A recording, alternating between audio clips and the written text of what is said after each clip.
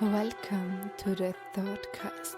This is the in-depth section of the In Response podcast where handsome ghosts chat about exclusive topics with outstanding guests of the field. This show is brought to you by greatness at anycost.com and Austrian-legacy.com. You can support this show at patreon.com/response_legacy. Now lean back and enjoy.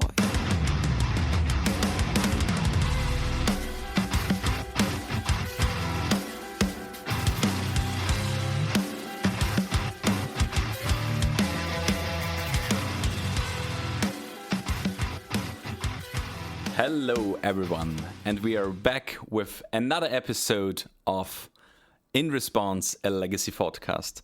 This is basically a In Response episode where we talk deeply into one deck. And this time we have Green White Depths, and there we have like one very famous player in the Green Sun Zenith spectrum.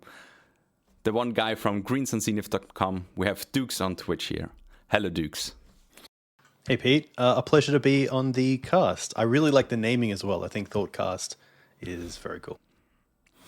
Thank you very much. So, yeah, for this episode, we go into detail about Green White Depths. Where does Green White Depths come from? What are the cards in Green White Depths? And also how to play Green White Depths. And to go a little bit into history, we have to recognize there is a core in the card, and it's depths, so it's dark depths plus Thespian stage, so you pump out your Marred Large and win with beatdown with the combo. And Green White Depths is a little bit of a mid-range version as well, where you can play a lot of creatures, and basically the core of the deck comes from 2012, where it was built into the deck 4-color loam. And now with 2019 coming around, and we got that printed Elvish Reclaimer, Green White Depths, as it stands currently, is a deck as well. So basically, Dukes, what is the concept of Green White Depths? So the deck, as I know it, came about in 2019 through Rodrigo Tugores, who came up with an idea of a Naya-based depths deck during the run of Renin 6 in Legacy, and played a bunch of creatures like Giver of Runes, which is obviously a 1/2 Mother of Runes. It played Tomic, Distinguished Advocate, which for those of you who are unaware is a 2-white legendary human advisor.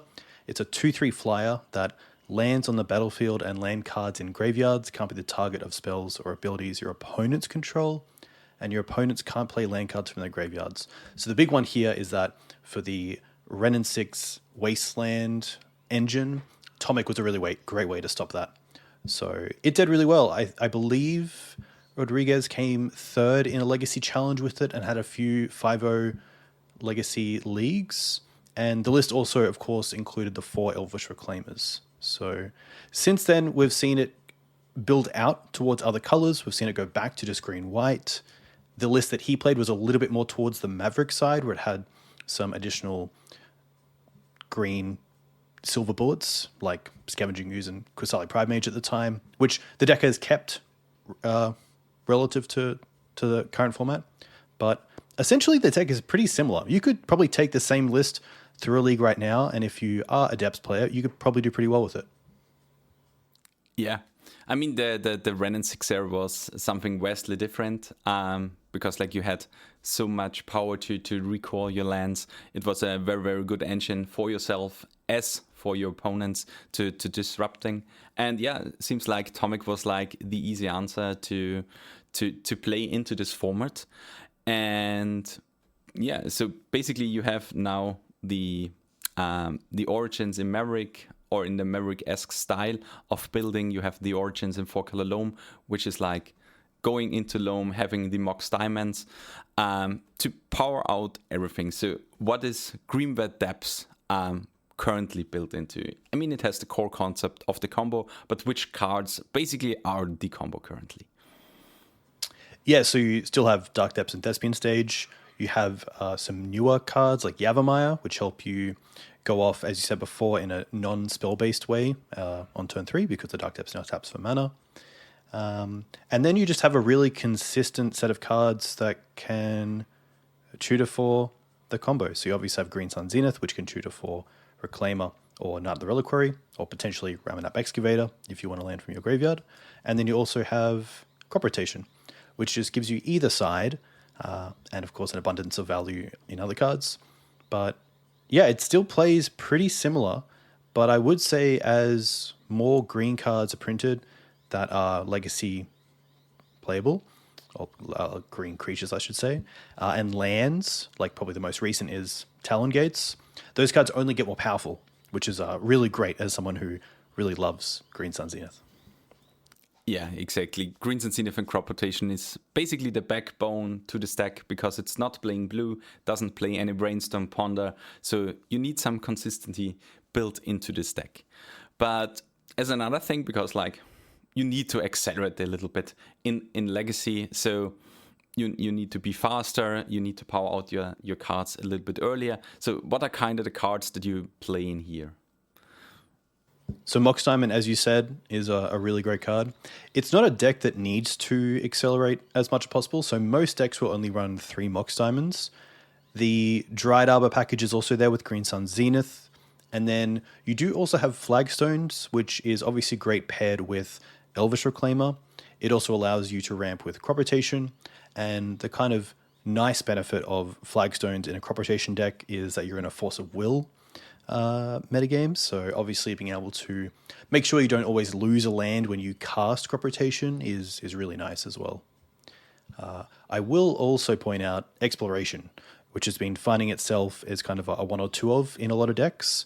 I did play a list recently with Jono Yannick, who played it in paper, and just really likes the ability to make Life No Loam just that little bit more scary and that little bit more powerful by being able to obviously play more than 1 land a turn. Not just to disrupt your opponent, but also to potentially also cast more spells on your turn. Yeah, and with Life from the Loam, we come a little bit to the value side of the game, because like not only you have the fast combos, sometimes you just have to develop a little bit in the mid game to have some fair shot in the end game. And then we have like basically 2 cards in there. The one is the Life from the Loam and the other is the Sylvan Library. Yeah, Library is probably one of my favorite cards of all time. Big shout out to Max Torsion, who just calls it books, which I really like. I do think it was hit pretty hard when everyone was playing Bowmasters, but since Orcish Bowmasters has seen a bit of a decline in numbers, I think that Turn 1 Library is just so good off Mox Diamond and obviously allows you to make sure you're not drawing into further Mox Diamonds down the line. It's probably one of the best things about it. You don't have too much control over the top of your deck in a green deck, and Library is just a really nice way to have access to that. Yeah, especially assembling basically the combo of Life from the Loam and Sylvan Library is something that everyone has to be prepared to. So, Dukes, can you just simply explain what happens when you dredge your Life from the Loam with the Sylvan Library trigger? Yes, so that's a great question. I believe Library triggers in your draw step, and then you have obviously you have 3 draws effectively, and you can replace 1 with Library. But then I believe if you look at the next 2, you haven't drawn a card yet because you've dredged it, so you don't have to pay the 4 if you want to keep one of those cards.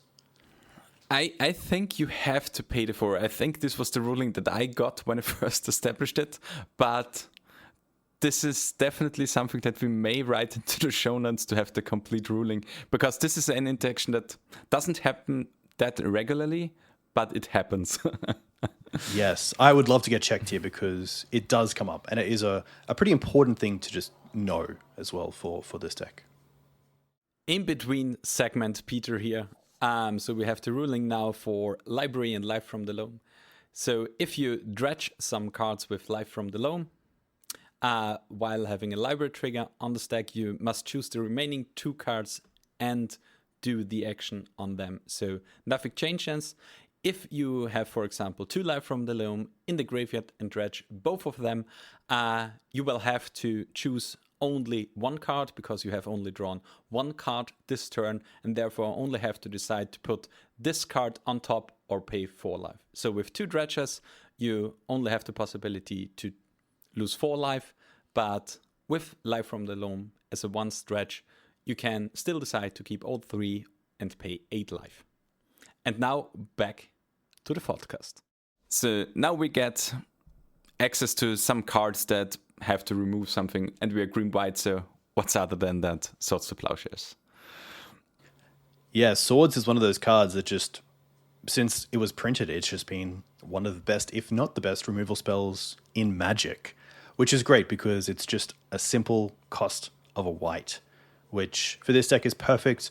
It allows you to pretty much deal with anything from Mother of Runes to Stoneforge to Psychic Frog to the Troll, Atraxa.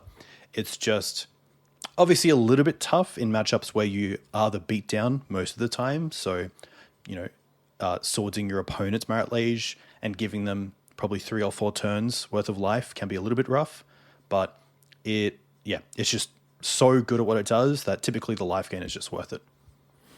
Yeah, sometimes it can happen that it's a little bit awkward because you pump your opponent above 20 life and your Marit Lage is not the killing blow.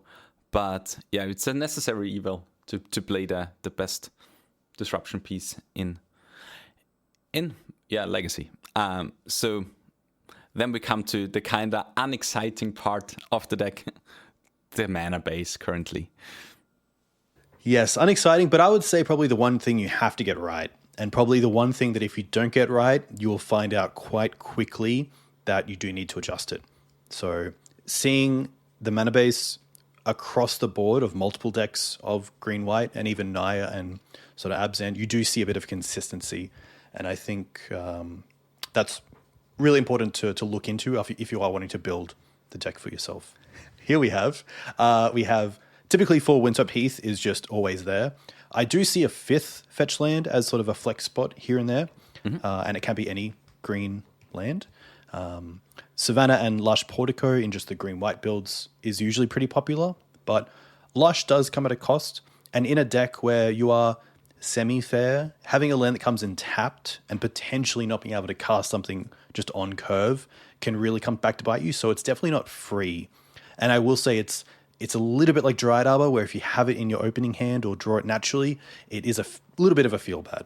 But I do really like the ability to have that kind of effect in the deck, because there are times where you might need to just look for a card on top to make sure you're drawing live. There are little tricks you can do with it as well by putting a land off the top into the bin to get sort of an extra damage off Night the Reliquary, or potentially build that Elvish Reclaimer out of bolt range. With the dual lands, obviously comes basics. You'll probably see 2 being where people have found the most consistency. I really like 3 because it allows you to play around sort of the Daze and Wasteland decks a little bit better. And then you obviously have Wasteland to worry about. So we typically run 3 in depths because you just want to have room for other Silver Bullet lands. And when you are running things like Loam or Ramanap, and obviously ways to find it in Crop and Knight and Reclaimer, you're not a full kind of mana denial deck. So typically you have it for potentially taking your opponent off mana, but also for opposing Wastelands or opposing Krakus or Maze of Ith or cards like that. So that's why you typically see 3. Okay, so with the mana base out of the way, we can get to the cards that you mostly green Sunseeker for. So you have a lot of cards that offer protection, card advantage, or removal, or like disruption to your opponent. So what are kind of the top 5-6 cards that you kind of tutor for with green Sunseeker? Yeah, obviously we talked about Dryad Arbor. The one for protection that's very good is Sylvan Safekeeper, especially in a deck with flagstones. You kind of get a free activation there. Safekeeper with flagstones can also allow you to find your planes if your opponent casts something like a Blood Moon. Safekeeper also allows you to kind of win out of nowhere, potentially with a Knight of the Reliquary, if your opponent doesn't really consider you just sacking out all your lands and you attacking in for lethal. Ramanap Excavator has kind of seen play in and out of the deck. I really like it because once you have 1 in the deck, you essentially have 5 copies thanks to Green Suns. So it's a little bit easier to find it than something like Life in the Loam. And it can also provide you the land straight away if you have a copy in your graveyard, whereas something like Knight of the Reliquary, you obviously need to untap to be able to access that land. But I feel like Ramanap just also giving you that Crucible lock effect of Wasteland every turn. Some opponents just don't want to play against that and can kind of concede to that, which is nice. Liberator is probably our first hate bear, 2/2 for 2, which is great. And probably the big reason you see Liberator in the deck is that it has that flip ability, which gives you that little bit of reach in terms of value, because against a deck like lands, being able to flip the Outland Liberator usually always hits something, like a Mox Diamond, an Exploration, a Saga. And I find in some matchups you really need that effect to kind of get your first 2-for-1 going. Mm-hmm. Gaddock Teague, you don't often see in the main deck, but I do really like it right now, especially with cards out of Jeskai, like Wrath of the Skies. You obviously have Kolaghan's Command coming up a lot in the Eldrazi decks, and also the sort of Ring or Grim Monolith decks. If you turn off the command, you're typically turning off all their game 1 removal, which is pretty great. So Teague, not just good against some of the Storm decks, but obviously great there. And then Endurance is just a great card because it obviously is your force of will in many matchups for graveyard-based strategies. It can also target your graveyard if you're wanting to put back some lands or a Green Sun's target. And then just being a 3/4 body with Flash and Reach is pretty great. It's pretty fair, but it's really good against Delver or sometimes just a control decks of having some sort of threat on the board. Yeah, especially playing on instant speed and in a graveyard-centric meta as we have it currently, especially a fast graveyard-centric meta with blue-black Reanimator, having like the free out to the graveyard. Even though the play Force of Will and Daze is something that you kind of need to play the game. And another card we also have in here, even though it's not green-white, but is playable, is mostly from the sideboard, it's Morlock. What is the trick with the card?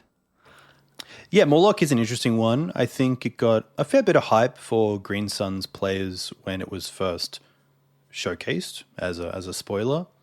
The issue is that it's only as good as kind of the threats you're playing against. So things that can get out of its damage range, like a Psychic Frog, or some of the bigger threats, like a Troll, it just doesn't really do what you want. It's kind of like having, I don't know, a Magma Spray when you really want a Flame Slash. But it is removal off Green Suns, which is something that we haven't really seen in a long time. So if you do know what targets you want to get rid of that might be able to get hit by a Morlock, then it's a decent card to play. So things like Magus of the Moon, you can obviously find it off just a basic forest, which is great. You also then have it out to Harbinger of the Seas, which I've been having a lot of issues with.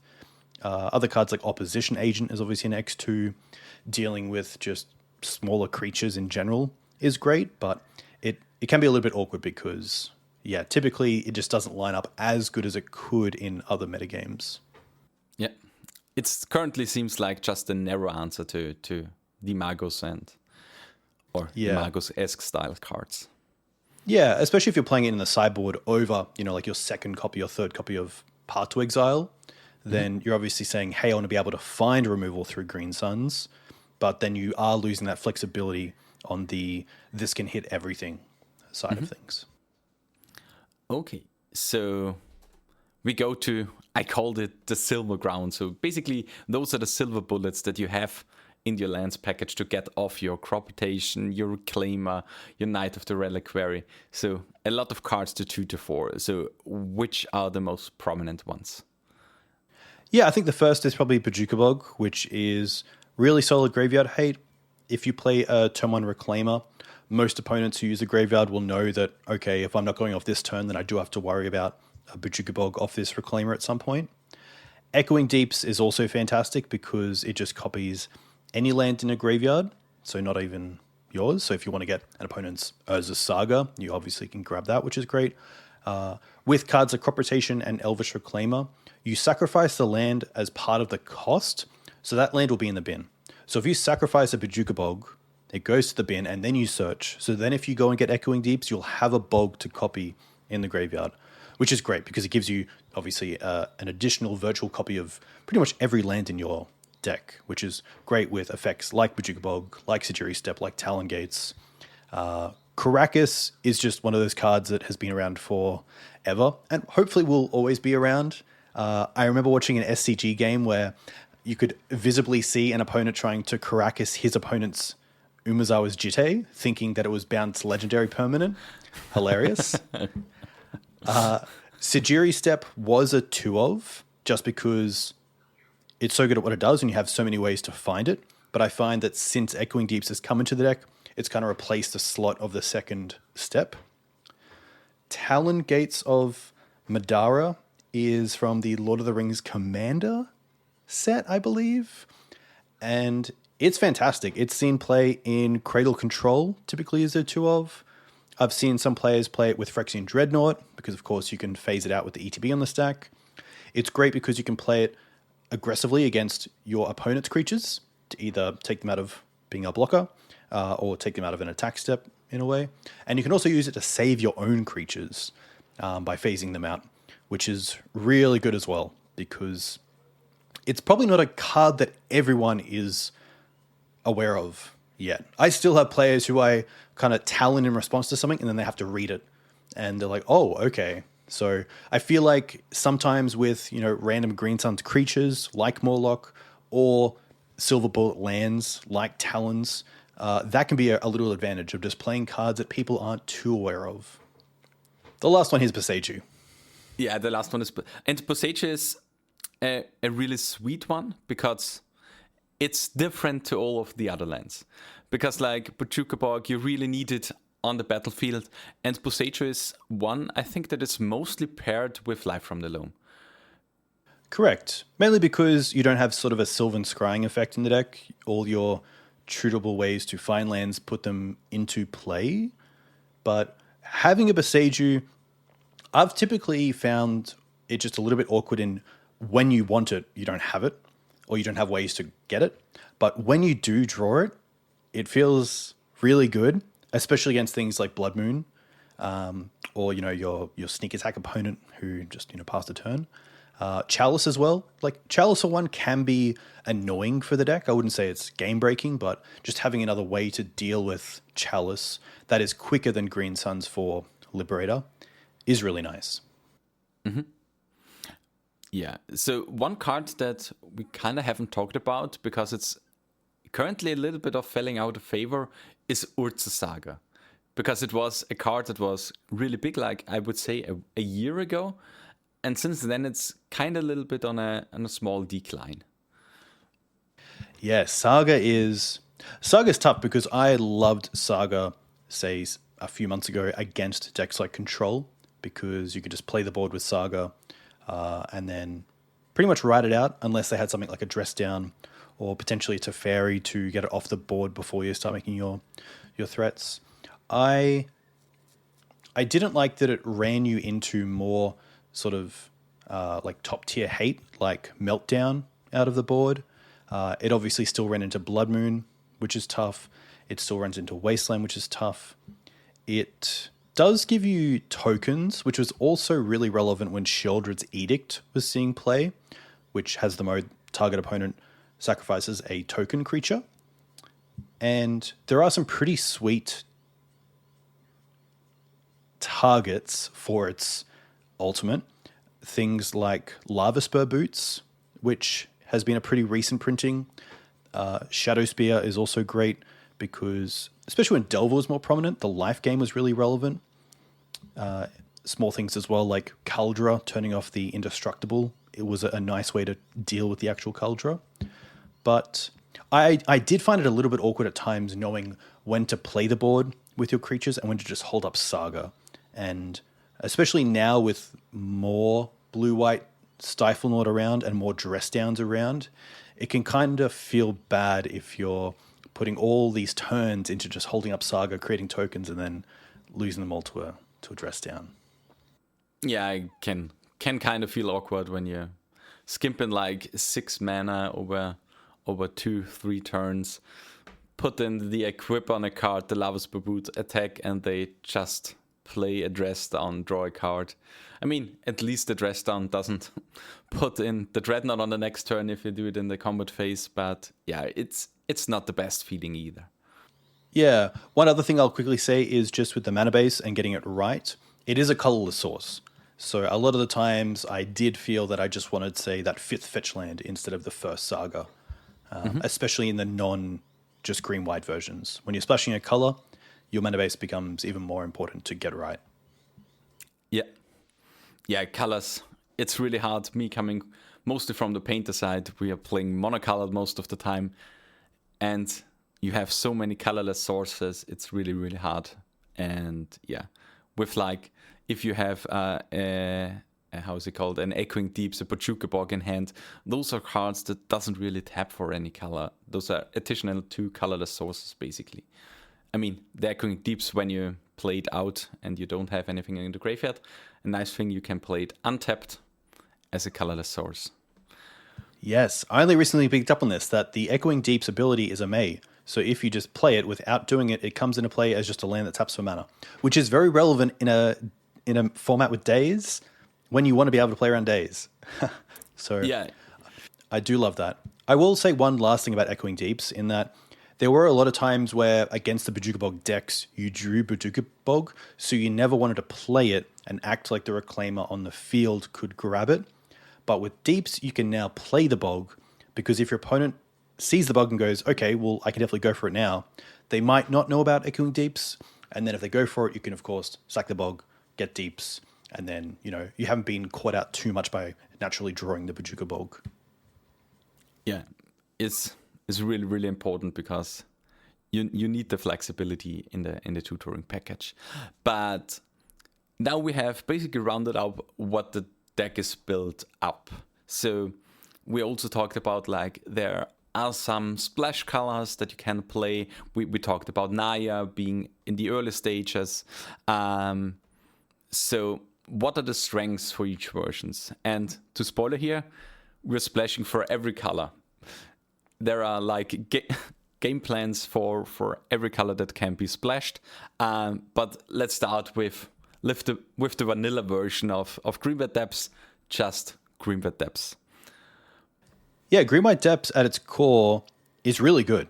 And I find it's really nice to go back to when something changes in the metagame to kind of figure out if I, A, do want to splash a color, and B, what color do I want to splash for. Green-White Depths, I find, has the best mana base. If anything, you splash colorless because you might play a few more utility lands like Maze of Ith, you might play Urza's Saga, you might play something like a Blast Zone. So having, just that really nice core mana base where you don't have to worry about finding that third color is really nice and takes a lot of stress off things.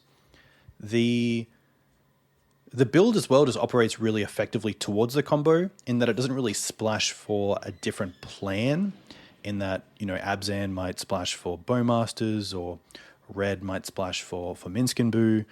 Just things that might take your eye off sort of the either winning through Reclaimer and Knight as a mid-range plan or winning through the actual Marit-Lage. So I really like it there. And then because you're just playing 2 colors, I would say it's the cheapest build. You don't need too many jewels. You can probably play up to the 3 basics. So I do like that's a great way to enter the format if you are wanting to play a Depths deck. Mm-hmm. Yeah, Green-White is really sweet. I started off with the cards, and maybe I splash in the future for another one, but I think we talk about this later on when we talk about what to play a little bit in the current meta. So let's go to the origins of the deck with Naya, with splashing for red. What are basically the cards that you do it for? Yeah, I think if I said, what would you splash for red if I asked a group of people, Pyroblast or Red Blast would be one of the first cards they name. It's just so efficient, and it's one of the first cards you can add to Depths to really have some control over the stack, which is nice. And it does also hit some pretty decent cards. So I don't think it's worth just saying, like, you play Naya because you play Blast because Blue is in Legacy. I play Naya because I play Blast because I've run into issues with Brazen Borrower, or I've run into issues with Back to Basics, or I find that Harboring of the Seas is really tough. And if I don't hit it on the stack with a blast effect, at least then I know that I potentially have a blast coming off like a Mox Diamond. So I think the splashes really come down to what are you playing against, and blast is very much a card that I see kind of fall into that category of sort of why are you playing it. Like give me 3 cards that you really care about, and then we'll say, okay, yeah, you should be playing Naya. Like those are great options. Minsk and Boo is a good one as well. Minsk, I feel, doesn't stray too far from the plan because you can throw your 2020, which was a bit more of a realistic win condition when we saw more like ensnaring bridges in the format, or just an opponent who's tapped out and like you don't want to allow them to untap and say like Prismatic Ending or untap with a Caracas. Throwing a Lage just is a flavor feel as well, so I love that. And we did talk about Morlock. Morlock's probably one of the only green-red cards that I've searched for with Green Suns. There's a Fleet Wheel Dancer, I think, as well, but that's more of a Maverick card. But yeah, I think in Depths, Morlock is the only red creature that I have Green Sunned for.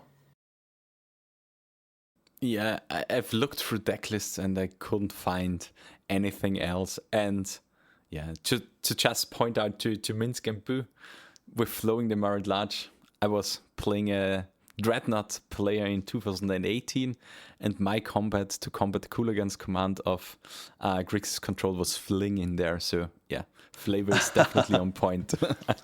Very nice. Minsk and Boo is also just a card that can win by itself. Like it does create a threat every turn. It can give you card advantage. So if it isn't answered, then it's obviously going to run away with the game. But it running into like a similar issue with Marit Lage being Caracas, if you're not seeing too much Caracas, then potentially Minsk is actually not too bad. Mm-hmm. So what are the strengths? As you said, like, yeah, it's very good in a blue format. It's doesn't stray too far with Minsk and Boo. Those are kind of strengths that enables the splash. Are there, besides the mana base, any bigger downsides? That's a good question. Funnily enough, as I'm thinking about this, I do want to point out that Naya Depths actually won the Legacy Cup this weekend at the Magic Fest Vegas, which was cool, at the hands of Harrison Lorenick. If I said that name incorrect, I apologize. But that was, 123 players, so really cool to see Naya Depths do well. But yeah, it's a tricky one because I think that blasts are a great option in a blue deck, especially with a card like Psychic Frog. Knowing that you can deal with it on the stack is really good, and then also knowing that if it's in play, you still have a live draw. It's pretty much Swords of Plowshares 5 to 8 for a lot of real threats, so that's great. I think red. I think that's pretty much it. Yeah. Because I think you're only playing one Tiger, one Plateau, or somewhere along the lines. So doesn't position yourself too far away in the mana base. Maybe, as you said, losing the Urza Saga or a Mesafif, even though Mesafif sometimes is currently relatively good in the meta because it can deal with a singular Psychic Frog kind of well. But other than that, I think we go to the card that gets countered, or the color that gets countered by Pyroblast. We go to Bunt, so green-white, splashing blue depths. What are some cards that you kind of want in there? Yeah, so blue is very interesting. I would say Bant is one of my favorite color combinations in Magic. I just think it's really strong, but always just falls short a little bit. But I do like it in Depths, as it gives you a few more ways to deal with the stack in cards like Flusterstorm or Stifle. Consigned to Memory is a great card that's been printed recently. That's very active in this local metagame. We did see the Nadu angle a little bit, where there was kind of a Nadu engine within the Depths deck. But I think, as you said before this, that the deck for Nadu is probably just the deck that's built around Nadu, not so much it just plays Nadu because, we are a Bant deck. So I think blue, Yeah, you're really looking at sort of the counter magic side of things, and then also just, stifle, hitting things like Wasteland and Caracas, or even a Mazavith or a Talon. There's a lot of things that do interact with Marit Lage, so having a way out of those is pretty great. Yeah, one thing to mention here is like with Consigned to Memory, Eldrazi is like, I think the second or third most popular deck in the format. And at least for me, Eldrazi seems like a pretty hard deal. And yeah, having Consigned to Memory to answer like the first Mykosynth spawn is like a great way to develop yourself in the matchup. Yes. Dennis Offerman, I believe, is a big player in Bant. So if you want to find more Bant depths decks, definitely look them up, either on Twitter. They do also play around with Brainstorm, which does make sense because you have a lot of creatures and a lot of lands that you don't want to find or you don't want to draw. So having Brainstorm to put back your extra Mox Diamonds or put your Bog back in the deck or your other utility land is really strong. So, Brainstorm in a deck with a lot of search abilities as well makes sense. You can also just do some cool things, like you can Brainstorm and then like loam the cards off the top that you don't want. A lot of play to it, but yeah, very cool to see. I believe they actually got second in an ELM qualifier with Bant. Okay. Which is really cool. I'll make sure you get the show notes. You get the list for the show notes. That's really, really sweet. Yeah, to have such flexibility in a deck that seems like a really, really big core. But yeah, you have 5 to 8 cards that you can switch up, and then the deck has really, really different strengths. So yeah, exactly. So we come to the Black Splash, and there we have a kind of big list of cards that can be added when you want to splash black for Green Red Depths. Yeah, I would say Abzan. I'm a huge Abzan Maverick fan, but Abzan Depths hasn't interested me as much. And I think the reason for that is that a lot of the cards that you add to Abzan are powerful, but they don't always have a role in getting you closer to Marit Lage or closer to the more mid-range plan.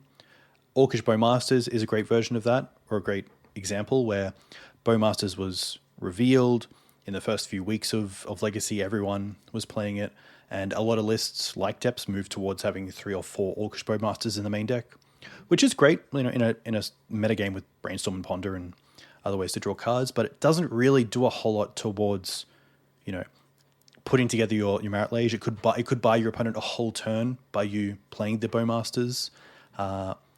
As more decks are coming accustomed to Orcish Bowmasters in the format as well, it's not as appealing as it once was. So, yeah, Bowmaster is just one of those cards where just because you can doesn't mean you should. And I definitely learned that the hard way in it should be so good in this deck, but it's like, I should just be spending my mana on getting a Knight into play or moving towards the combo. Grist is actually quite good. Grist does have that grind ability. It also can get a blocker out of the way, which is fantastic. It can also fuel the graveyard for things like Knight or Loam. Barrogoyf is pretty interesting. Obviously a very powerful threat. The only thing I don't like about Barrogoyf is that post-board it's just another threat that relies on the graveyard to be a real threat. Sometimes Endurance I just like more because it's a 3/4 no matter what. But Barrogoyf is very powerful, so I definitely wouldn't sort of bat an eye at seeing 1 or 2 in a list because it's just so good on attack and defense, and it gains you card advantage, which is just insane. And life. Yes. Yeah, the swings can be huge, especially in a deck playing things like, if you are playing Saga or if you're playing Mox Diamond, then your types can get pretty big pretty quick. Opposition Agent, I would say, is kind of the mirror catcher, where if you're up in a Depths matchup and one player has Opposition Agent, they're probably in a pretty great position because it just turns off so many of your opponent's good cards in 1, 2, 3, at least 16, because 4 Green Suns, Crop, Reclaim, and Knight, and then you have fetch lands, so then you have it hits a lot of things, and it can be a bit of a blowout against some other decks as well that might not expect it, which is kind of nice. Thoughtseize, I would say, is probably the best reason to play Abzan Depths if you are wanting something that works towards you getting the combo online, potentially looking at ways to see if the coast is clear, taking early interaction, or against the decks where you feel you have to race, being able to disrupt their plan is really good. You then, of course, have great removal in things like Abrupt Decay or Fatal Push or Assassin's Trophy. Abrupt Decay, a lot of people are playing right now because of Psychic Frog and just wanting to deal with it sort of 1v1 and not have to worry about counter magic. But I would probably go back to the Pyroblast argument of you really want to be dealing with a 2-mana creature with a 1-mana spell rather than a 2-mana spell if you're on something fair. But yeah, I think like Hand Disruption, fantastic. The removal suite, you get access to a lot of options that are really well suited Rounded. to Legacy. Yeah, well rounded. There we go. And like you do get a lot of disruptive creatures. It's just a case of really seeing like what am I playing against and how are these creatures going to benefit me. Yeah, it seems like if you're kind of in a combo meta game with Thoughtseize, you have the protection and disruption aspect to delay the game like 1 to 2 turns that you make and win. So yeah, each of those versions basically has a kind of different suit. And yeah, we talked a lot about Psychic Frog actually in there, which aligns, I think, good to the next aspect of the cast here. And so we are talking about matchups.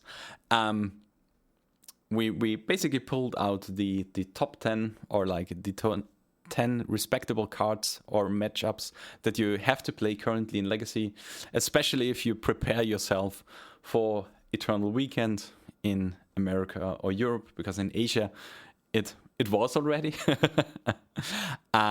So how do you prepare for any matchup, like in general? Yeah, first up, I'll say the reason that I would play Depths at an event like Eternal Weekend is, number one, it's just the deck that I have the most experience with from like a competitive standpoint. As much as I would love to say Maverick's in kind of the same tier as Depths right now, I think just having that ability of the backdoor win or kind of the oops, I win, you tapped out is really strong, especially in an event that goes long. So I think, yeah, knowing what I have reps with, knowing what is competitive, they're probably the two big things that I think about when choosing a deck.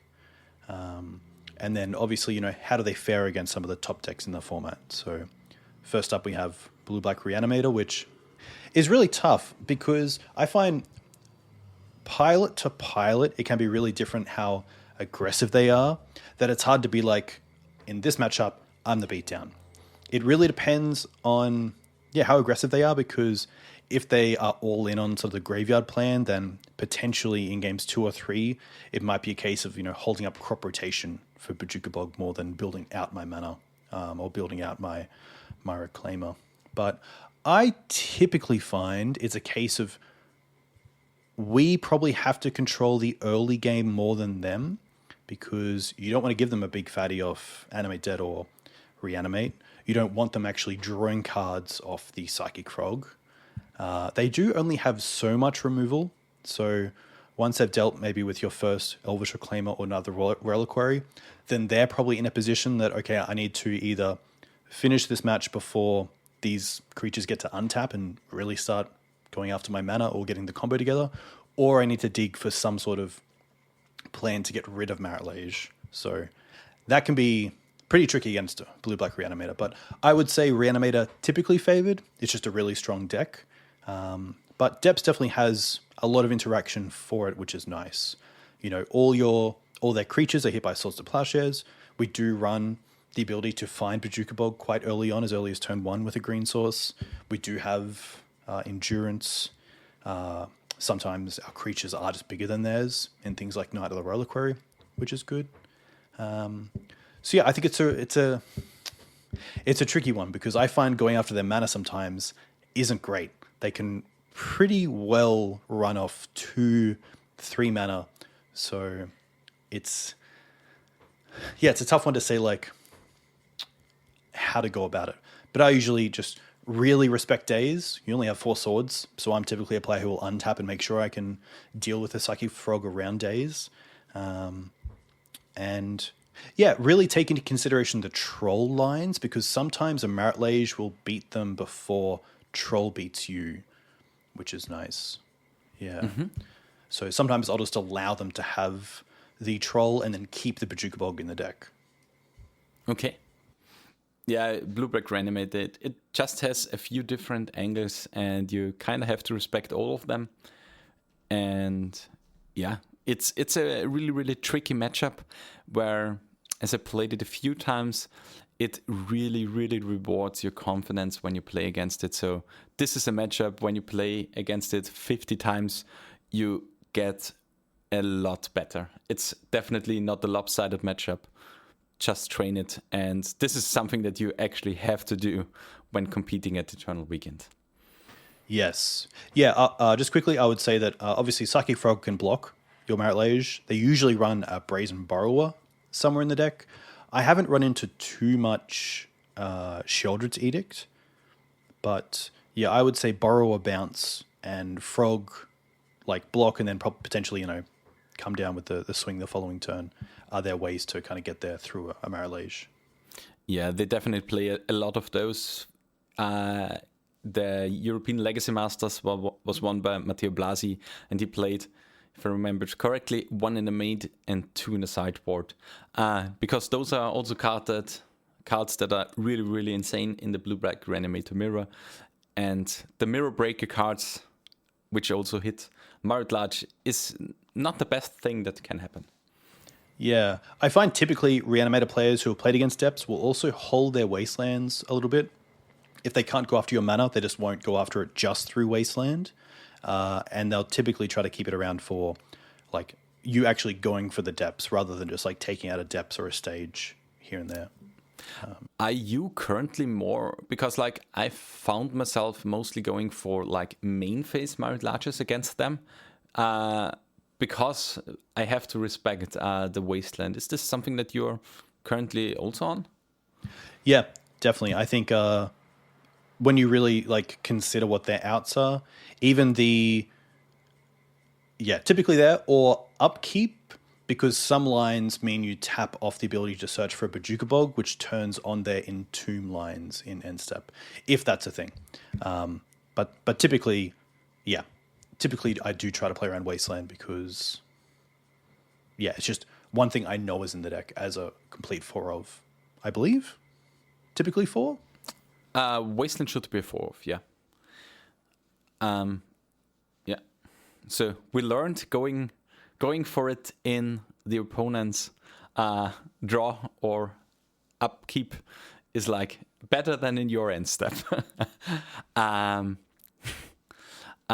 we go for another deck that we already talked a little bit in the band section. We have Eldrazi. So how do you play against Eldrazi? Because I feel like it's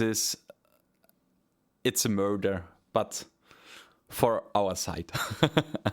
Yeah, Eldrazi has got some powerful cards, and I think the best way to showcase that is that being on a Wasteland Knight of the Reliquary deck, you now feel on the back foot against most openings from Eldrazi, and I typically feel that having the Wasteland as a mana source for me in the early game is more important than taking them off mana, which is really hard to kind of comprehend when they are a deck that does rely somewhat of soul lands and can stumble.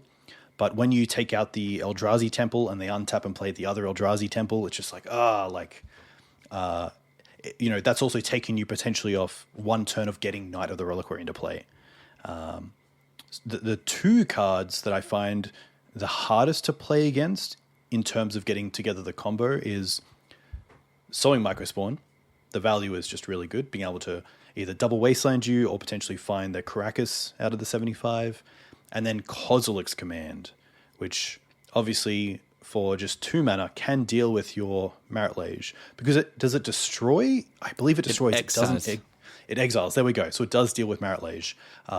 So that is a matchup where I can see potentially why Harrison played a Gaddock Teeg in their main deck at Vegas, because it is just a really good way to answer Answer Marriage. And then, the deck also runs Wasteland. So, yeah, it can be really tricky. I find that it's a case of opportunity cost, and typically going for the combo just sets you up to fail. So I like to play the mid-range plan of Reclaimers and Knights, and then potentially, if they let their guard down, try to go for the 2020. But yeah, it's a tough one, because there are definitely games where I've won with the 2020. So, Yeah, I think Exploration is also a card that could be very, very well suited in there, because like when I played against it, the most shots I had against it with, like, I mean, there it was a Ramanab Excavator with Wasteland, and taking them off all the colored sources, which stumbled them a few cards in their hand. But yeah, if they have a good or a medium to good hand, sometimes it's just not possible to do anything against them. At least it feels like that for me. Yeah, which I do love. I think Eldrazi is a sweet deck, and I'm happy that it's just not another blue deck at the top. And to see it get such powerful cards, and some of the turns are amazing. Some of the turns with Glaring Fleshbreaker and Kozilek's Command in multiples just closes out the game so quickly. Yeah, this is simply amazing, because like also with like one Eldrazi, with one Eye of Ugin and like one of It Heralds the End, your Kozilek's Command now make mana. They are basically rituals. Yes. So, wow. It's just sweet. So, but now going from like one deck that plays still Chalice of the Void to another one that currently does not play Chalice of the Void, if I remember correctly, we go to Mono Red Stompy. Yeah, I'm quite happy about that. I wouldn't say Chalice is like a card you would target depths with, but it is very effective at turning off, obviously, Green Sun Zenith, just for early game. Elvish Reclaimer, which is big because Elvish Reclaimer, once on board, allows you to sacrifice your non-basics to find your basic if needed. Turning off Swords to Plowshares as well is pretty huge, because the threats now are just so good in things like Goblin Bombardiers or a Flipped Fable, potentially a Caves of Chaos Adventurer or a Fury. You really have to deal with these before they just take over the game. And if Swords is turned off, then you don't have many great ways to interact with them. So Red Stompy is an interesting one. I find a lot of my wins these days are through getting a 2020 for free by getting Dark Depths into play with a Blood Moon effect in play, and then dealing with the Magus or the Blood Moon. The card that I've been really liking in the current metagame is Celestial Purge, which allows you to exile a black or a red card. And I find that's quite nice to have an answer to a moon effect off of planes, in case you go for early Swords off planes and then they Blood Moon you before you get your forest in play. Having that is really nice. Yeah, also like in response, sacrificing, how is it called? A Flagstones, you also guarantee yourself at least the planes, or maybe even the other basic. This one is aligned especially against like moon-esque effects to secure yourself the two basics. Yeah, it's a tricky one, because I find that going for basics is typically the best option, because you do want to worry about the moon effects, but it can also slow you down in the ability to multi-spell in each turn. Sometimes you'll have the white for swords, but it means you won't have the white for playing a knight. It is a matchup where I do put some equity in keeping knight off the field until it's a 5/5 because of Fury, or potentially post-board. Yeah, it's really tough. Sometimes I try to play around early removal by making the Elvish Reclaimers 3/4s, but it's not like Delver. I think you really want to get these down early, because they do have that effect on the mana base, where you can get your non-basics, and then you can obviously go fetch for your basics or your Dark Depths if that plan comes about. So in this matchup, you kind of develop like a few early creatures, set yourself up for some stable mana, and put in the 2020 of their Blood Moon.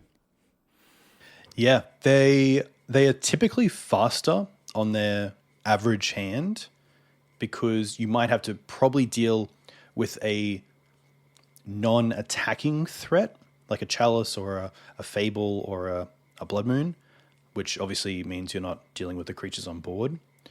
Bombardiers has made things tricky as well, especially seeing that Chrome Mox can just deal with an early Reclaimer, and in the late game it can just throw some massive creature. I believe some lists have been playing Unlicensed Hearse in the main deck, which obviously makes your plan of trying to grow your creatures bigger not the greatest. But yeah, I typically find in this matchup it's a way to the 2020 that I'm winning, not so much through the Reclaimers and the Knights. Mm-hmm. Okay. So then we go to kind of the little brother of Blue-Black Reanimator. We have Blue-Black Tempo. What do you do in there? I'm probably still in the camp of not being able to assess which is which in the early game.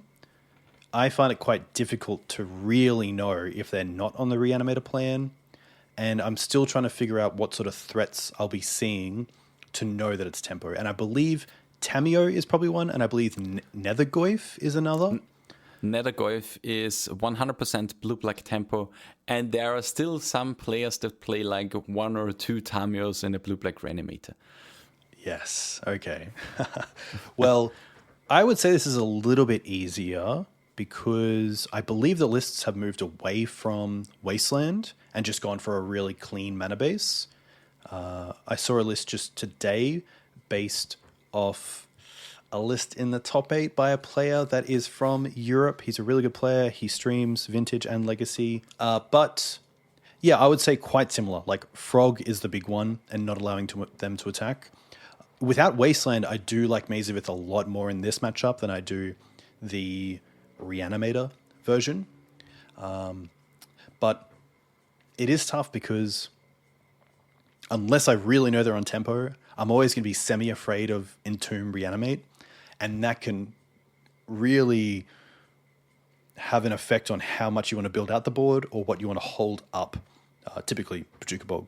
So they do have a lot smaller threats, so they get to work off a lot less mana in some ways. But it's still like a blue-black deck in Legacy in 2024, so it's obviously very powerful.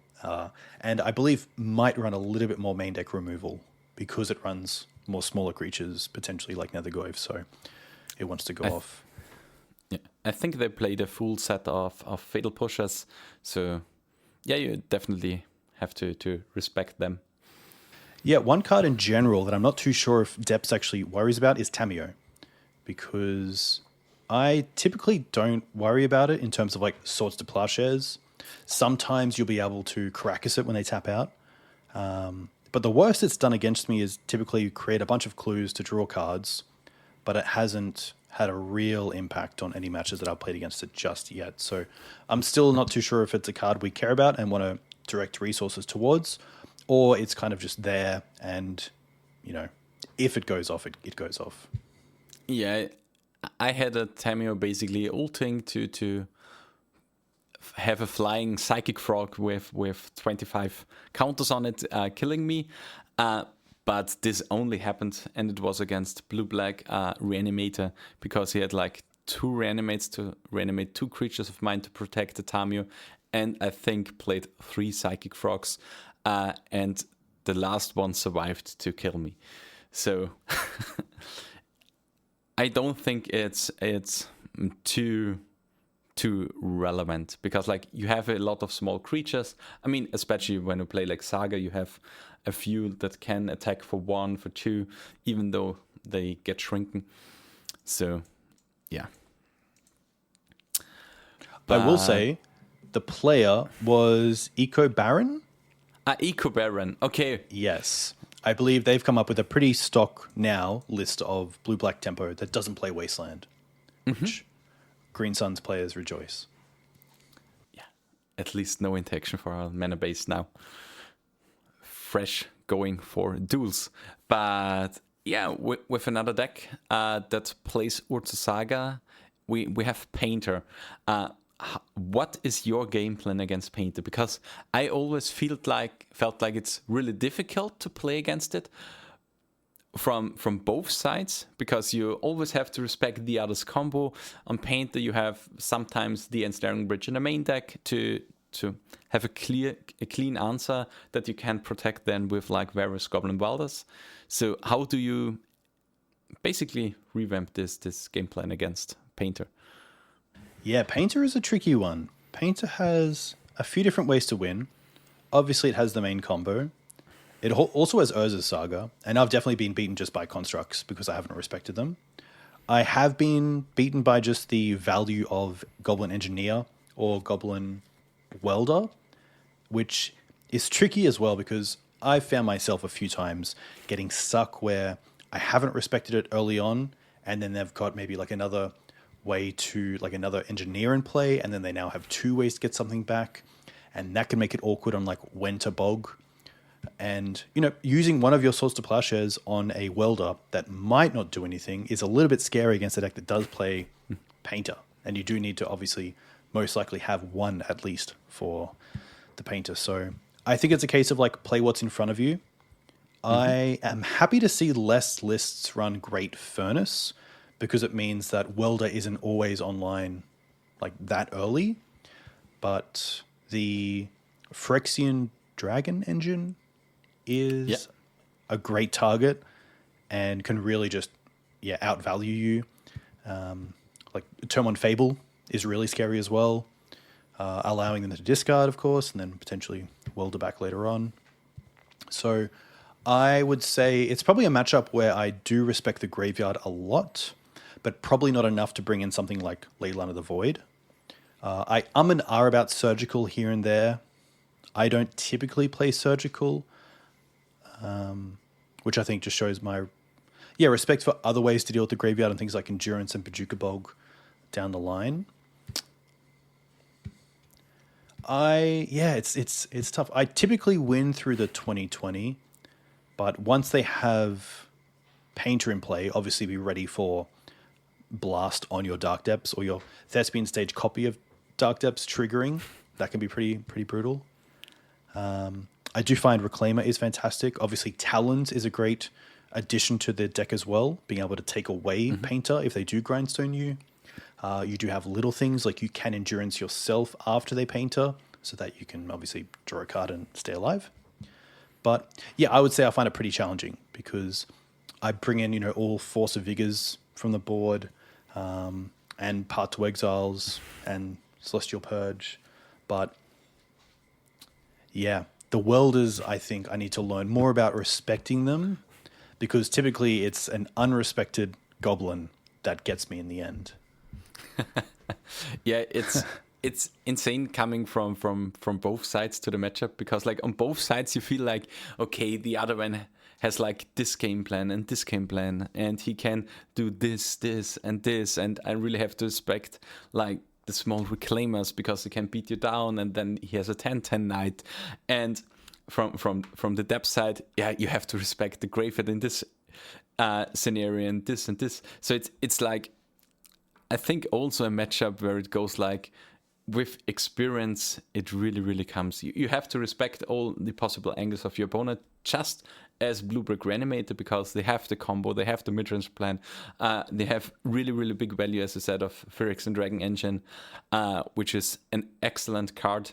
And yeah, it's just a matchup where you have to see what your opponent currently tries to do and combat that, as you just said, yeah. Yeah, one thing I will say is that, and I'm being honest here, the Soul Cauldron versions, I have no idea what they're doing, so I try to just avoid that card other than collect Oof, and if they go off, they go off. But when they're getting... it's a card they put into the graveyard, I believe, that gives extra counters. It's it's Phyrexian? No, it's an old one that used to be played in like Necrotic Ooze decks. Yeah, it's a card that is in pre-modern pretty big because it's a tinker target and you just exile your deck and then fling it into your opponent's face. It's basically a 6 mana, it's a 1/1, and you can exile the top card of your library and it gets X +1/+1 counters onto the card, and when its power is 6 or greater, you have to sacrifice it. But with Agatha Soul Cauldron, you only get the activated, not the static ability. So every creature that you control with a +1/+1 counter gets the ability to pump it.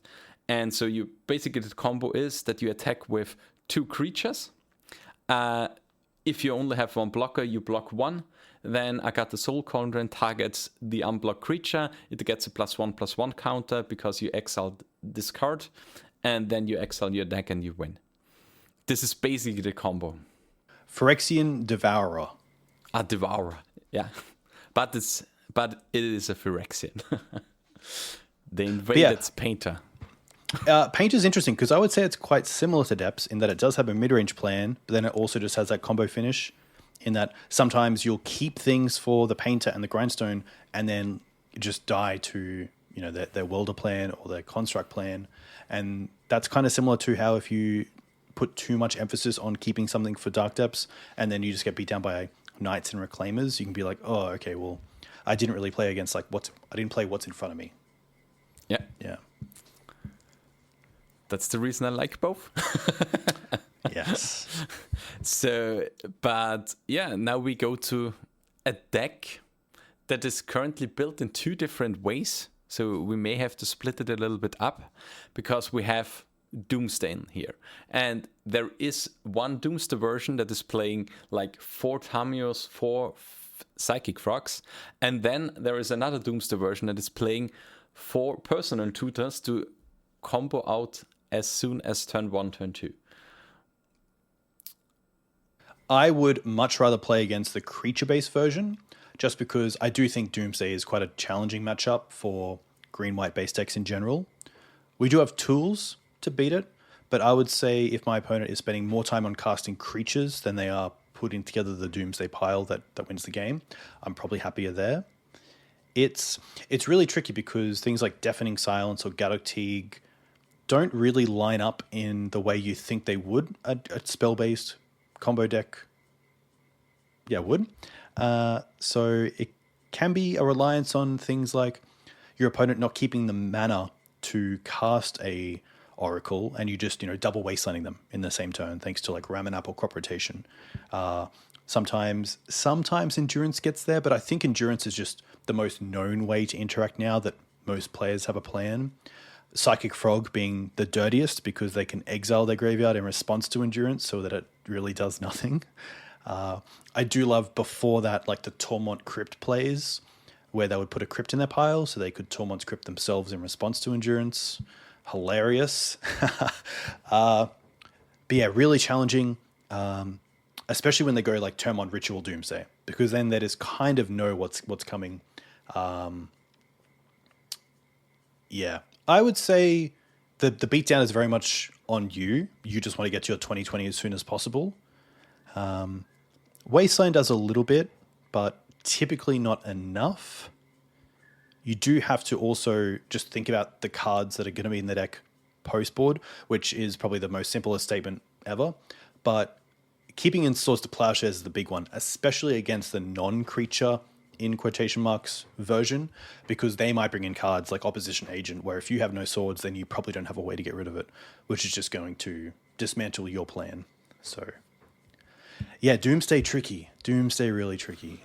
Yeah, Doomsday's... I think it's just a matchup where you kind of hope that they fail most of the times. Or you just bring in your Surgical to Wasteland, the Underground Sea to Surgical, the old game plan against Rakdelva. Look, I'll admit, I've definitely been there.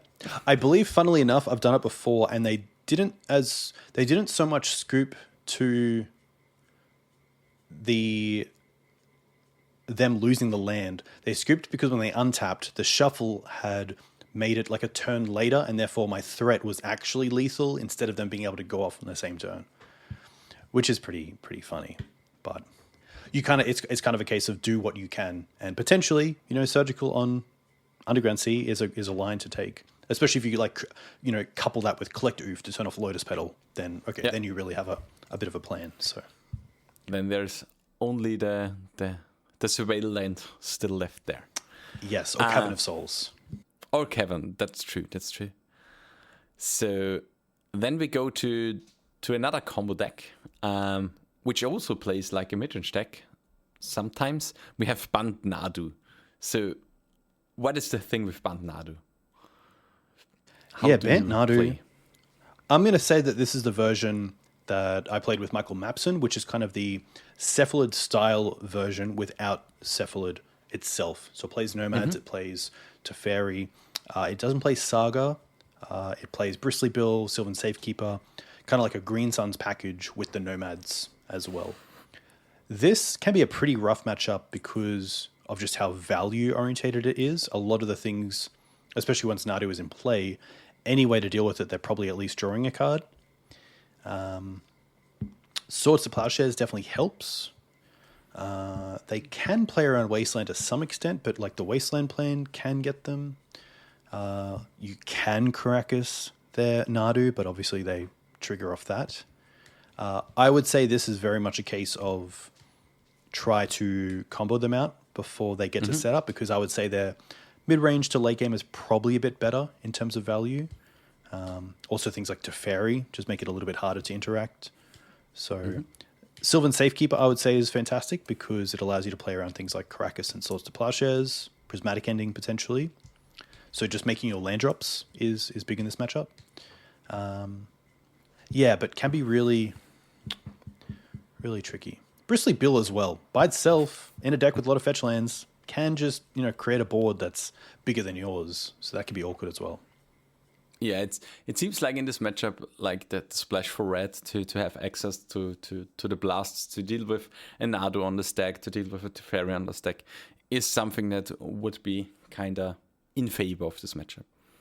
Yeah, that's a great point, because I will say when Icewing Coatl was around and played in sort of the Astrolabe versions, the best way to deal with it was just on the stack with blasts, because you don't want them drawing a card once it gets into play. And it's very similar with Nadu, that the value they get once it's in play is just, it's terrible. So being able to deal with it on the stack is a huge advantage, especially Teferi as well. Blast is probably the only way to deal with Teferi without it being in play, and then you're having to deal with it on your turn. So if you do play against a lot of Bant Nadu, then I would say the blasts are pretty great. Then we come to a deck that is kind of my nemesis, I would say. It's always really, really hard to play against it, especially when your opponent knows what he's doing. And in the latter years, also when he doesn't really know what he's doing, we have Death and Taxes. Yeah, D&T. As a player who got into the format on D&T, there's a lot of cards that line up really well against Dark Depths. One thing to note is that although we are a creature-based deck, we only typically run 12 to 14 creatures in the deck. So the Swords to Plowshares, the Skycave Apparitions, the Solitudes, the Palace Jail if they're running that, just the amount of removal they have, you only have so many creatures. So I would say the biggest sort of mirror breaker per se in this matchup is Sylvan Safekeeper, which once you start building out your lands can just really protect, especially Marit Lage, from being interacted with. So I would say Safekeeper is a great card to have in the mid to late game. You really don't want to play it early and have to try to protect it early, because then you're obviously probably not using your mana too well. But yeah, it's interesting because they obviously have Caracas, they have Wasteland, no longer Rishton Port, but they do sometimes run Field of Ruin. I don't mind the versions that have splashed other colors. Magus, a little bit tough, but obviously you also just have that potential of remove Magus, I win. You have the black splash as well, which Emperor of Bones is a little bit annoying, but not too bad.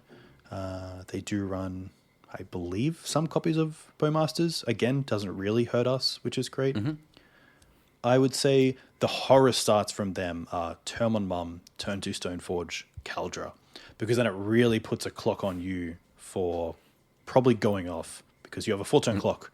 You don't really run an answer to Kaldra in the main deck other than Maze of Ith, but against the Wasteland deck, just like Blue-Black, you can't really rely on it as removal. So I do find Death and Taxes pretty difficult, but I find that with more reps, you really start to understand what to counter, what to swords, because, it's a creature deck with a lot of creatures, but you only have those 4 swords and maybe some talons. So Yeah, it's a tough one. I would say that typically they're the beatdown because our end game of Safekeeper and Merit Liege is probably a little bit better than theirs. Although it can differ because there are definitely times where they get the Recruiter chain going or the Yorion chain going, and that's when it just goes, okay, well, they've got too much value. Like, we're not really, it's been 80 minutes. Let's try to start game 2. Yeah, the one card that impressed me a lot when I seen it on the opponent's board is like the legendary dog. Failure or something like that. Yes, Failure. Yeah, I believe that's it. Let's go with Failure. Yeah. When it attacks, you can flicker you can flicker one card on the opponent's or on your side. So if you are forced to go for a Marbled Ledge because of a wasteland, with this card you can basically exile, like with Flickerwisk, the card. And yeah, I've seen it that against me they basically flickered their removable creatures like a Solitude, and then you get basically removed all of your opponent's cards. So this one is kind of tricky. Also, yeah, they can protect it with Caracas, so it's hard to deal with Swords to Plowshares. Yes. There's a Esper Vile-ish list running around that plays it, and I got hit hard by it and Gilded Drake because they get to keep stealing your creature each time, and they get a new creature, and they get their Gilded Drake back, and they steal another creature, and there's no great way to interact with it other than if you have the swords early on. So really cool to see that card come up, and it's cool to see some other versions of D&D get some play in leagues. Yeah, but ultimately, I would say that it's pretty 50-50. You just really have to keep their value down, which is quite hard for a lot of cards in the deck that do replace themselves, like Stoneforge, like Recruiter, Yorion, of course. So, yeah, it can be tricky to navigate, but I kind of see it as like a really hard puzzle. There is a way out, like the puzzle can be made, but you just need to, I think, over time and with more reps against the deck, you'll understand kind of how to do that. Mm-hmm. Yeah. Also, something, experience matters. We've said it a few times already. Then we come to an old deck that is now on the forefront of the format. Also, we have Stiflenought. Stiflenought is tricky because they're obviously a deck that runs Stifle. They run Dress Down. They're a white deck, so they run Swords to Plowshares, sometimes Prismatic Ending or to Fairy. Yeah, I find that they have a quicker time to set up typically their Merit Liege in Dreadnought. And if you do Swords it, you're probably looking at a 2 attack phase swing with Merit Liege, which means you're turning on sorcery speed removal like Prismatic Ending or something like Teferi Bounce, which is a little bit tricky. They do have more flyers now in things like Doorkeeper Thrall or Null Drifter to be able to block and then again go to sorcery speed on their turn. You can get through Doorkeeper thanks to Sajiri Step, but yeah, I find it can be a little bit tricky. I would say this is probably a matchup where I do go towards like the Reclaimer Knight mid-range game. Getting a Knight up to a 13-13 or 13-13 is pretty tough, so it's not always the greatest blocker, but Maze of Ith is fantastic there. Yeah, this is a tricky one, especially the Null Drifter. Like, the Annihilator happening on attack means that it's not that great to deal with through Maze of Ith. Flagstones helps a little bit.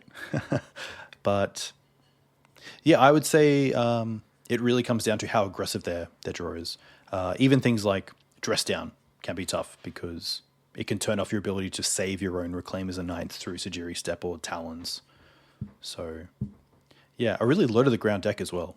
Like, it doesn't need too much mana to do what it wants to do. And, yeah, I mean, Null Drifter drawing 2 cards as well is pretty great, even just as a cycle. Yeah. Yeah, the thing we struggled a lot was always the Null Drifter. Because, like, the fast Annihilator one, and, yeah, currently maybe they're going a little bit down because, like, Blue-Black Reanimator is still a thing, but it was like pretty unplayable with Grief running around, because there were like the times when they basically griefed you on turn 1. The Stifle Note player had to discard then his Null Drifter, and then you just reanimated the opponent's Null Drifter and went swimming.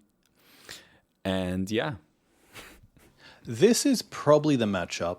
You might think it's like a Moon deck, but I think Boseiju is best in this deck because it hits both Dress Down, the Enabler, and also deals with Dreadnought. Yeah, that's true. And I also like the paths in this matchup because it deals with both creatures. Yes, and typically doesn't give them, of course, the life that would give them the extra turn. Mm-hmm. I mean, they play a lot of basics, but at least if they don't go up to 5 or 7, it's not really that important. 5 hardcasting Force of Will, 7 would be hardcasting the Null Drifter. But in the early game, it's still a really, really sweet and good removal spell. And then I think we come to the deck that builds the origins, the foundations for everything that plays a lot of lands. We come to, how was it called at the first? It was like 41 lands or something like that. But now we come to lands. So lands is just the big brother of everything that goes for Dark Depths. Yeah, I'm glad this is last because this is probably my favorite matchup to play from a enjoyability perspective. I just love playing against lands, especially on a Knight of the Reliquary deck, because it's not always, especially now, as easy just to play a Knight and then be like, okay, that's kind of game. They do have a lot of great starts, especially now with Saga in the deck.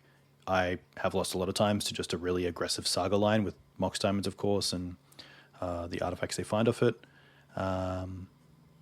Blast Zone is pretty good. Talons, I believe they do play Talons now, but the green-white versions are a little bit tricky with Swords to Plowshares in the main deck. They obviously have access to Bojuka Bog potentially multiple times with like Wasteland, their own Bojuka Bog, get it back with Loam.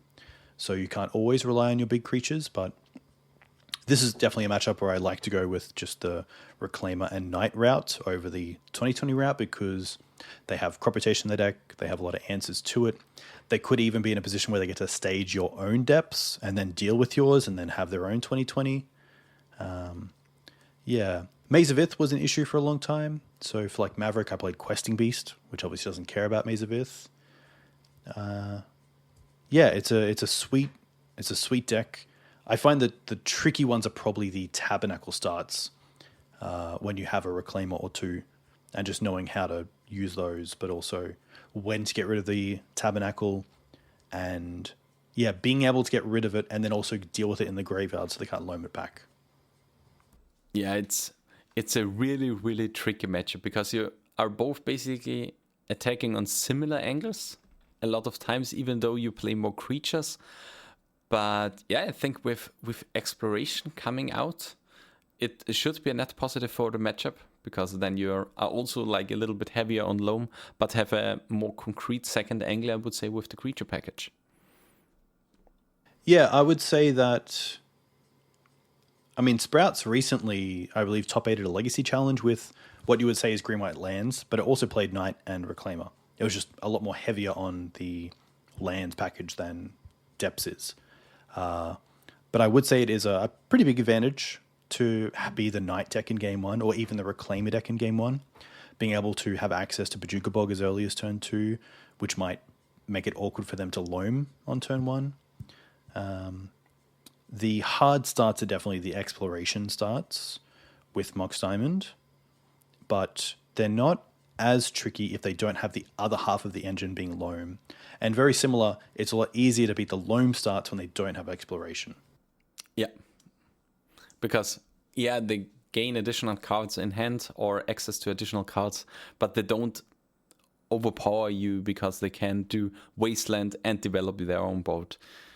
It's always like just keeping us both low or going yourself a little bit again. Yeah. I would say the pure green white builds with swords in the main deck are the hardest versions. The Punishing Fire versions that run around are still pretty tough because they can deal with all your threats by Punishing Fire first and then Bujukabog your graveyard. The other version that I see online a fair bit, especially through Albert Lindblom, early on MTGO, is Bant, Splashing Blue, mainly for Otawara, sometimes, Uro, and then sometimes Brainstorm in the main deck, and like a full playset of Consigned Memories in the sideboard. Yeah, Consign.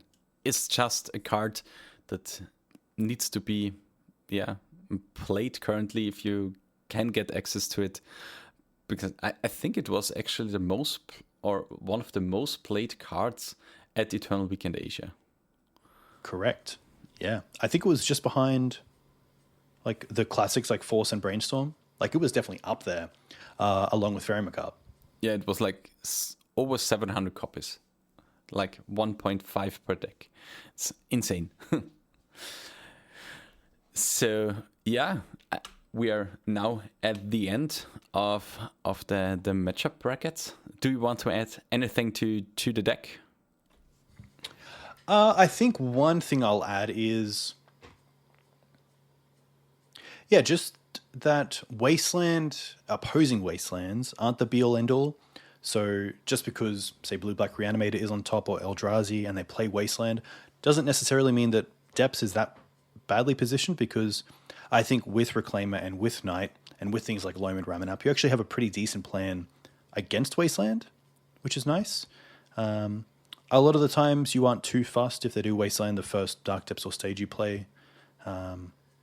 If anything, going after your mana can be a little bit rough, but I feel like for most decks these days, I think as well just the consistency of being able to find things through Crop Rotation or Green Suns, and then through that Reclaimer or Knight, and then being able to have access to these little one-ofs in green creatures or lands, just makes the deck so well, sort of very easy to adapt to different metagames.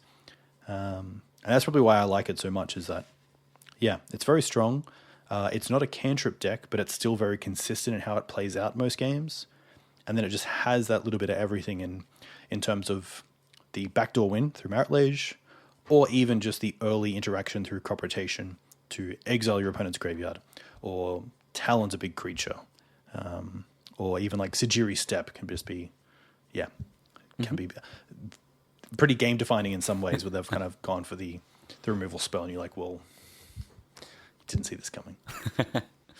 Yeah, it's really, really sweet, and I love the deck, and it's just sweet to play so many different angles.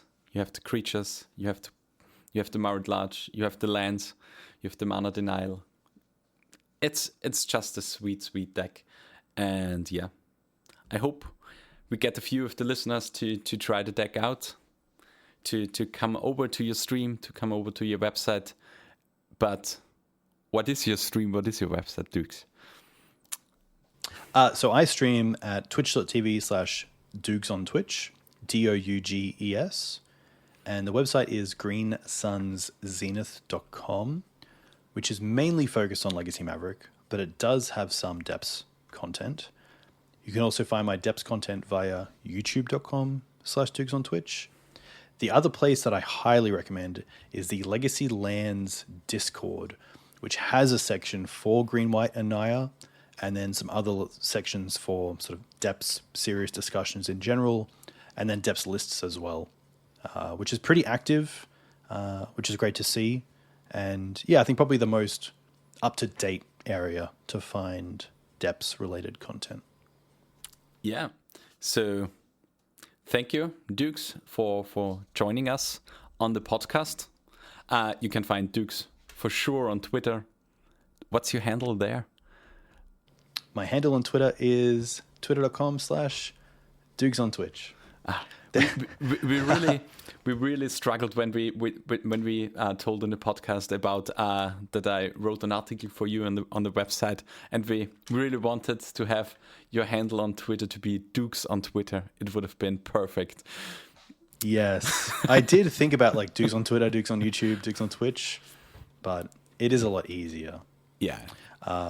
One quick shout out I have is for you, and a huge thank you for having me when I visited Austria just over a month ago now, maybe 2 months, and going to a football match.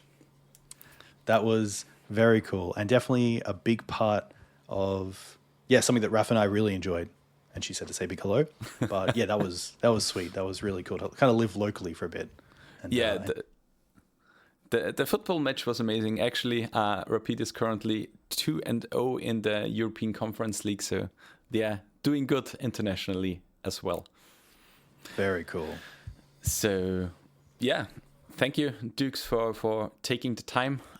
You can find our podcast on Twitter. It's @response_legacy. You can support the show on patreon.com @response_legacy, if you remember correctly. Otherwise, it's always in the description of the podcast. And you can find myself on Twitter. It's @unicornlord, but the O in the Lord is a 0. And now, in response, the end.